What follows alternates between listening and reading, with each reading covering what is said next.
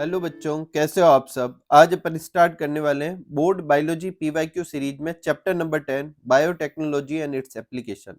तो सबसे पहला क्वेश्चन लेते हैं कि जो है कि जेनेटिक मॉडिफाइड ऑर्गेनिज्म क्या होते हैं। तो नाम से ही क्लियर है, ये इनका जो जेनेटिक स्ट्रक्चर होगा, जीनोम जो होगा, उसमें चेंजेस किए गए हैं। तो प्लांट, बैक्टीरिया, फंगाई या animal whose gene have been altered और मैनिपुलेशन कर रखा है उनके साथ, उसमें चेंजेज कर रखा है, उसे अपन जेनेटिकली मॉडिफाइड ऑर्गेनिज्म कहेंगे। ठीक है। नेक्स्ट है, how can infection caused by pathogen be detected. तो किससे डिटेक्टेड कर सकते हैं? मॉलिक्यूलर डायग्नोसिस कर सकते हैं, जैसे कि पीसीआर, एलिसा वगैरह। नेक्स्ट है कि which technique is used for the correction of diagnosed gene defect in child और एम्ब्रियो। इसके लिए जीन थेरेपी का इस्तेमाल करते हैं, उसको समझाना था। तो जीन थेरेपी क्या होती है? It is a collection of technique that enable the insertion of gene into a person cell. एक पर्सन की सेल में जीन इंसर्ट करेंगे, लेकिन मोटिव क्या है उसका? ट्रीट करना डिजीज, डिजीज को ट्रीट करने के लिए जीन इंसर्ट कर रहे हैं।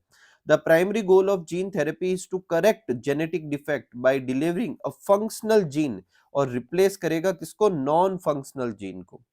क्या ऐसा कभी हुआ है? तो फर्स्ट क्लिनिकल ट्रायल जो जीन थेरेपी का था वो इन 1990 में हुआ था। 4 ईयर ओल्ड गर्ल पर किया गया था, जिसको बीमारी थी एडीए डेफिशिएंसी की।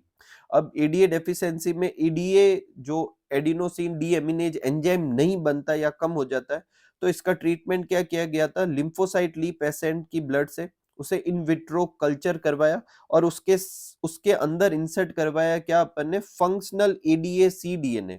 एडीए सी डीएनए का क्या मतलब है? कि सी डीएनए वो डीएनए होता है जो आरएनए से बनाया जाता है। ठीक है।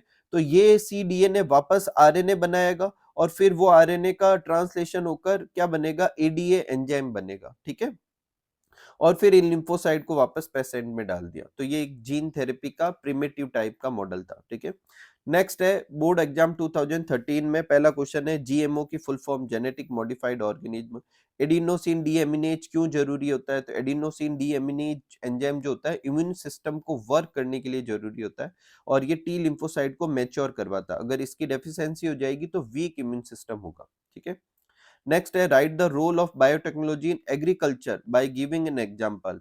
तो एग्रीकल्चर में बहुत सारे इंपॉर्टेंस होती है, अभी अपन आगे देखेंगे कि यहाँ पर एक एग्जांपल बना रहे हैं अपन, जो पेस्ट रेजिस्टेंस प्लांट बनाते हैं, जैसे कि बीटी कॉटन। बीटी कॉटन क्या है? बेसिकली एक जेनेटिक मॉडिफाइड क्रॉप है, जिसके अंदर क्राई फर्स्ट एसी और क्राई सेकंड एबी दो जीन होती है, और ये जीन अपन कहाँ से निकालते हैं? बेसिलस थुरेंजिस करके एक बैक्टीरिया होता है, उससे निकालते हैं।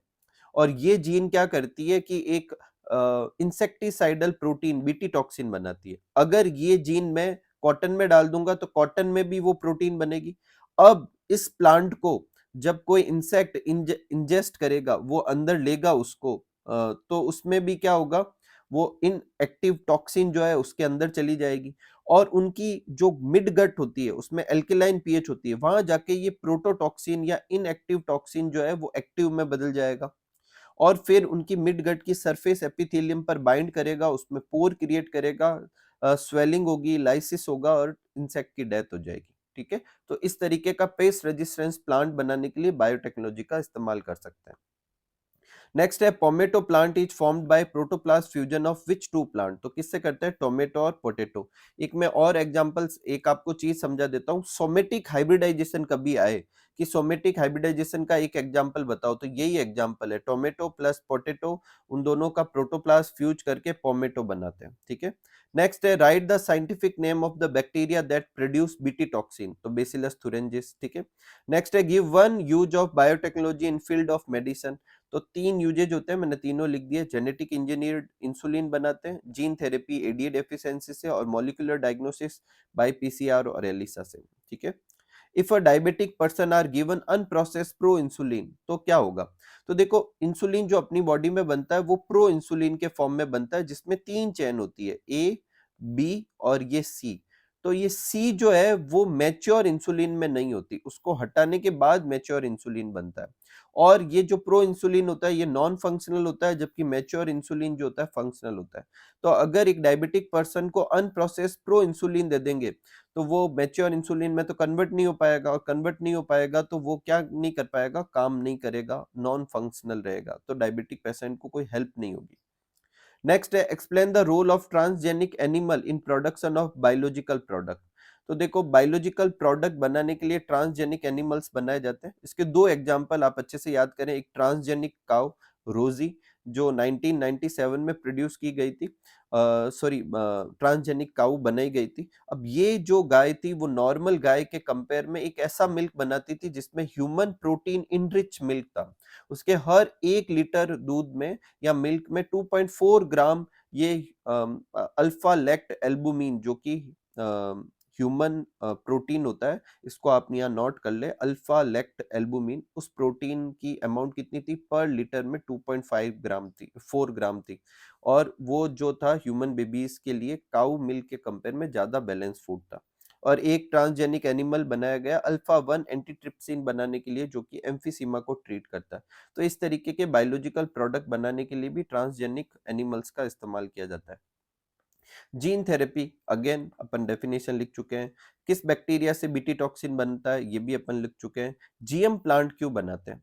तो देखो या तो क्रॉप को बहुत ज्यादा टॉलरेंट बनाना चाहते हैं अपन एबायोटिक स्ट्रेस, ताकि कोल्ड ड्रॉट सॉल्ट हीट इनका कम इफेक्ट पड़े, या फिर अपन पेस्ट रेजिस्टेंस प्लांट बनाना चाहते हैं जैसे कि बीटी कॉटन था, या फिर अपन पोस्ट हार्वेस्ट लॉस कम करना चाहते हैं। इसका एक एग्जाम्पल है जो अपनी बुक में नहीं दे रखा। पुरानी जो बीच में अभी राजस्थान बोर्ड की बुक लगती थी उसमें था फ्लेवर सेवर करके एक स्पीसीज होती है टोमेटो की, जो नॉर्मल टमाटर के कंपेयर में ज्यादा लंबे तक फ्रेश रहते हैं। तो इस तरीके का जीएम प्लांट बनाया जा सकता है जो हार्वेस्टिंग के बाद जो लॉस होता है उसको कम करने के लिए किया जाता है। इनहेंस न्यूट्रिशनल वैल्यू जैसे गोल्डन राइस, और वो कौन सा न्यूट्रिशन मतलब एक्स्ट्रा रखता है, विटामिन ए रखता है। ठीक है। नेक्स्ट है the BT toxin produced by BT does not kill bacillus but kill insect. ऐसा क्यों? क्योंकि ये जो टॉक्सिन प्रोड्यूस किया जाता है वो इनएक्टिव होता है, और उसे एक्टिव होने के लिए एल्केलाइन मीडियम चाहिए जो कि बैक्टीरिया में तो रहेगा नहीं। जब इंसेक्ट में जाएगा तो उनकी मिड गट में एल्केलाइन पीएच मिलेगी, वहां वो एक्टिव हो जाएगा और इंसेक्ट को किल कर देगा।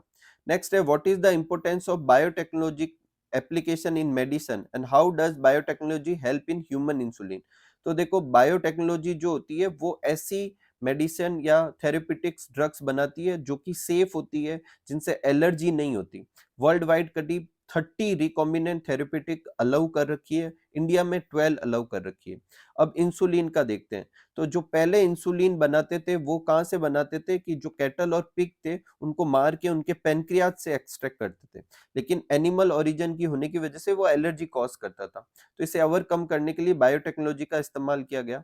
इन 1983 इली लिली एक अमेरिकन फार्मा कंपनी है, उन्होंने 2 डीएनए सीक्वेंस बनाए, प्रिपेयर किए। एक जो था पॉलीपेप्टाइड ए चेन के लिए, एक पॉलीपेप्टाइड बी चेन के लिए। इन्हें दो अलग अलग ई कोलाई में डाल के जेनेटिक इंजीनियरिंग के थ्रू 2 चेन बनाई, ए चेन और बी चेन, और फिर बाद में उन दोनों के बीच में डाइसल्फाइड बॉन्ड बनाया और फंक्शनल इंसुलिन बनाया। अब ये जो था वो नेचुरल इंसुलिन जितना ही इफेक्टिव था और कोई एलर्जी कॉज नहीं करता था। नेक्स्ट है अगेन क्वेश्चन है जेनेटिक मॉडिफाइड ऑर्गेनिज्म क्या होता है, अपन कर चुके हैं। जीएम प्लांट के 3 एग्रीकल्चर यूज लिखने, अपन ने 4 लिख लिए ऊपर। ठीक है, तो कर रखे हैं। जीन थेरेपी क्या होती है, इसका इम्प्लांटेशन वगैरह फर्स्ट, ये सब अपन कर चुके हैं। नेक्स्ट है name the test which is based on the principle of antigen antibody interaction. तो कौन सा होता है? एलिसा, एंजाइम लिंक्ड इम्यूनोसॉर्बेंट ऐसे। ठीक है।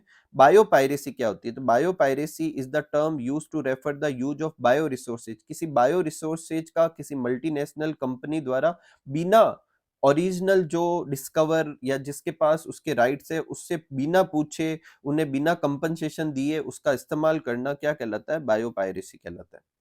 नेक्स्ट है write any two uses of genetic modified plant. अपन ने 4 लिख रखे हैं, इधर मैंने 2 लिखे हैं लेकिन अपन ने ऊपर 4 समझ रखे हैं। यहाँ पर एक बीटी कॉटन वाला लिख दिया, एक गोल्डन राइस वाला लिख दिया। नेक्स्ट है method of producing thousand of plant through tissue culture, उसे क्या कहते हैं? Micro propagation. उल्टा भी क्वेश्चन पूछा जा सकता है, माइक्रो प्रोपोगेशन क्या होता है? तो method of producing thousand of plant through the tissue culture. ठीक है। नेक्स्ट है name the method which is use to cure hereditary disease. कौन सा होता है? Gene therapy. वाई डज जो टॉक्सिन होता है बेसिलस थुरेंजिस को नहीं मारता। अब यहाँ पर 2 नंबर का क्वेश्चन आता है तो 2 पॉइंट लिख देंगे कि टॉक्सिन जो है बेसिलस थुरेंजिस खुद को इसलिए नहीं मारता, एक तो वो टॉक्सिन जो होता है इनएक्टिव फॉर्म में होता है, दूसरा उसे एक्टिव होने के लिए एल्केलाइन मीडियम चाहिए जो कि बैक्टीरिया में अवेलेबल नहीं होता। 2019-21 का तो आपको मैं समझा ही चुका हूँ कि अलग सिलेबस था। कुछ इसके क्वेश्चन थे, मैंने वो लिखे नहीं क्योंकि वो कवर हो गए। एक नया क्वेश्चन आया, वो मैंने लिख दिया। एक्सप्लांट क्या होता है? तो टिश्यू कल्चर करते समय प्लांट के जिस पार्ट का इस्तेमाल करेंगे उसे अपन एक्सप्लांट कहेंगे। जैसे मान लो मैं टिश्यू कल्चर करने के लिए पॉलन ग्रेन का इस्तेमाल करता हूँ, तो वो मेरा एक्सप्लांट हो जाएगा। नेक्स्ट है the capacity to generate whole plant from any cell, उसे क्या कहेंगे? उसे टोटीपोटेंसी कहेंगे। अगेन टोटीपोटेंसी वापस पूछ सकते हैं, टोटीपोटेंसी क्या होती है? तो the capacity to generate whole plant from any cell, उसे क्या कहेंगे? Totipotency. Which protein gene cry control the cotton bollworm, तो उसे क्राई फर्स्ट एसी और क्राई सेकंड एबी करती है। एक कॉर्न बोरर होती है, उसमें कौन सी आती है? क्राई फर्स्ट एबी आती है। बीटी टॉक्सिन जिस बैक्टीरिया से, ये फिर वापस क्वेश्चन आ गया। बायोपायरेसी वाला भी वापस क्वेश्चन रिपीट हो गया। जीएम ऑर्गेनिज्म की डेफिनेशन लिखनी है, ये भी रिपीट हो गया। अगला देखो, विच protein cry control corn borer, अभी मैंने ऊपर बताया था कॉर्न बोरर के लिए कौन सी होती है? Cry first AB. और क्राई फर्स्ट एसी और क्राई सेकंड एबी किसके लिए होती है? अपने कॉटन बॉलवर्म के लिए, ठीक है। Insulin use for diabetes was extracted from, किस ऑर्गन से एक्सट्रैक्ट करते थे? पेनक्रियाज से। ट्रांसजेनिक एनिमल्स क्या होते हैं? Animal that has been genetically modified to carry a foreign gene into their genome, और फिर उसे एक स्पेसिफिक ट्रेट और डिजायर्ड प्रोटीन बनाने के लिए इस्तेमाल करें, उसे ट्रांसजेनिक एनिमल्स कहते हैं। एडिनोसिन डी एमिनेज का फंक्शन क्या होता है? ये इम्यून सिस्टम को प्रॉपर फंक्शन के लिए जरूरी होता है। ये टी लिम्फोसाइट को मैच्योर करने में हेल्प करता है। अगर इसकी डेफिशिएंसी हो जाएगी तो वीक इम्यून सिस्टम होगा, एक बीमारी हो जाएगी जिसे एडीए डेफिशिएंसी कहेंगे। गोल्डन राइस में क्या ज्यादा होता है? तो विटामिन ए, ये भी पहले का ही क्वेश्चन है। The toxin is coded by gene cry first AC, ये भी पहले का ही क्वेश्चन है। ट्रांसजेनिक एनिमल्स क्या होते हैं? ये भी पहले का ही क्वेश्चन है। वन बेनिफिट समझाना था तो अपन बायोलॉजिकल प्रोडक्ट वाला समझा सकते हैं, ठीक है। 5 इसके बेनिफिट है, ठीक है। इसमें से सिर्फ एक बेनिफिट लिखना था, क्योंकि हाफ मार्क्स का है तो सिर्फ उसे समझाना तो था नहीं, सिर्फ लिखना था। ये 5 में से आप कोई भी लिख सकते हो। अगर पीवाईक्यू के हिसाब से देखें तो अपन ने किया था बायोलॉजिकल प्रोडक्ट वाला, तो वो लिख ही सकते थे। Explain with the example of how molecular diagnosis help, तो देखो मॉलिक्यूलर डायग्नोसिस जो होता है अर्ली डायग्नोसिस में हेल्प करता है। जैसे कि अपन सीरम वगैरह या ब्लड वगैरह यूरिन एनालिसिस करते हैं, लेकिन ये जब यूरिन वगैरह में डिटेक्ट होने लगता है तो उस समय तक बीमारी बहुत फैल चुकी होती है। अगर अपन कोई ऐसी टेक्निक हो जिससे अपन जब पैथोजन थोड़ी सी क्वांटिटी में हो, वो सिम्टम्स ना कॉज कर सके, उस समय डिटेक्ट कर दे, तो इफेक्टिव ट्रीटमेंट कर सकते हैं। इसमें हेल्प करती है पीसीआर, एलिसा वगैरह। पीसीआर क्या होती है? पॉलीमरेज चेन रिएक्शन होती है। ये क्या करती है कि जब एक्सट्रीमली लो कंसेंट्रेशन होती है बैक्टीरिया वायरस की, तो उसका एम्प्लीफिकेशन करती है, और एम्प्लीफिकेशन करेगी तो इस क्वांटिटी में वो उसको बढ़ा देती है सैंपल के अंदर जहां अपन टेस्ट कर रहे हैं, कि ताकि डिटेक्ट कर सके। अब मान लो कि 2 सैंपल आपके पास, एक में बिल्कुल वायरस नहीं है और एक में इतनी कम क्वांटिटी में है कि अभी सिम्टम्स नहीं आ रहे। दोनों पे पीसीआर करूंगा तो जीरो को तो कितनी भी बार मल्टीप्लाई कराओ जीरो ही रहेगा, लेकिन ये स्मॉल अमाउंट है, ये एम्पलीफाई होकर बहुत बड़ी दिखने लगेगी, तो डिटेक्ट हो जाएगी, ठीक है। इसमें नहीं हो गया वायरस और इसमें होगा, ठीक है। पीसीआर का इस्तेमाल एचआईवी को डिटेक्ट करने के लिए एड्स पेशेंट में भी करते हैं। नेक्स्ट है which cry gene code for protein cotton bollworm, तो cry first HC, cry second AB. Nematode Meloidogyne incognita जो होती है, वो कौन से प्लांट पर इन्फेस्ट करती है? तो टोबैको प्लांट। और उल्टा क्वेश्चन पूछा जा सकता है कि टोबैको प्लांट में कौन सा निमेटोड पैरासाइट होता है, तो ये आप अच्छे से याद रखें, ठीक है। Explain the role of transgenic animal in study of disease. So many transgenic animal are designed to increase our understanding of how gene contribute the development of disease. मतलब एक तरीके के मॉडल जैसे काम करेंगे वो ट्रांसजेनिक एनिमल, उन पे डिजीज की स्टडी करेंगे, नए नए ट्रीटमेंट उसको देख के देखेंगे क्या ये उसको ट्रीट कर रहा है या नहीं कर रहा। ऐसे बहुत सारे model cancer, cystic fibrosis, rheumatoid arthritis, Alzheimer के बना रखे हैं। नेक्स्ट है right one application of biotechnology in medicine, तो जीन थेरेपी के बारे में लिख सकते हैं, ठीक है। नेक्स्ट मेरी तरफ से एक दो क्वेश्चन है, उसमें से ये वाला बहुत ही अच्छा क्वेश्चन है। जीईएसी क्या है? जेनेटिक इंजीनियरिंग अप्रूवल कमिटी है। ये इंडियन गवर्नमेंट ने एक ऑर्गेनाइजेशन सेटअप किया है जो ये बताती है कि कौन सा जीएम रिसर्च वैलिडेट है और कौन सा नहीं, कौन से जीएम ऑर्गेनिज्म को पब्लिक सर्विस के लिए इस्तेमाल कर सकते हैं, ठीक है। आरएनए एआई क्या होता है, ये भी एक अच्छा क्वेश्चन है। आरएनएआई का मतलब है RNA interference. It take place in all eukaryotic organism as method of cellular defence. It involve mRNA silencing. अब एमआरएनए साइलेंसिंग हो जाएगी तो बेसिकली ट्रांसलेशन नहीं होगा, ट्रांसलेशन नहीं होगा तो प्रोटीन नहीं बनेगी। तो अगर मैं पैथोजन पर ये करवा पाऊं तो पैथोजन को मैं ग्रो करने से रोक सकता हूं। इसी टेक्निक का इस्तेमाल करते हैं पेस्ट रेजिस्टेंट टोबैको बनाने के लिए। और किस पैरासाइट से इम्यूनिटी मिल जाएगी, फिर मिलोडिगाइनी इनकॉग्निशिया। ठीक है, तो देखो इसके बारे में दो क्वेश्चन पूछ सकते हैं। टोबैको प्लांट में कौन सा निमेटोड होता है, ये वाला। उसको सही करने के लिए बायोटेक्नोलॉजी में कौन सा प्रोसीजर इस्तेमाल करते हैं, आरएनएआई और एमआरएनए साइलेंसिंग। ठीक है, नेक्स्ट है how does tissue culture help to obtain virus free plant.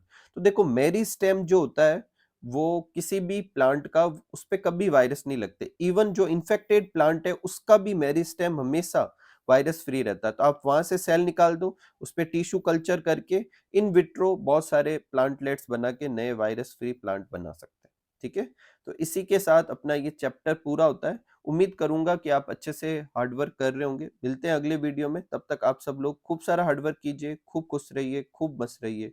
Thank you for watching.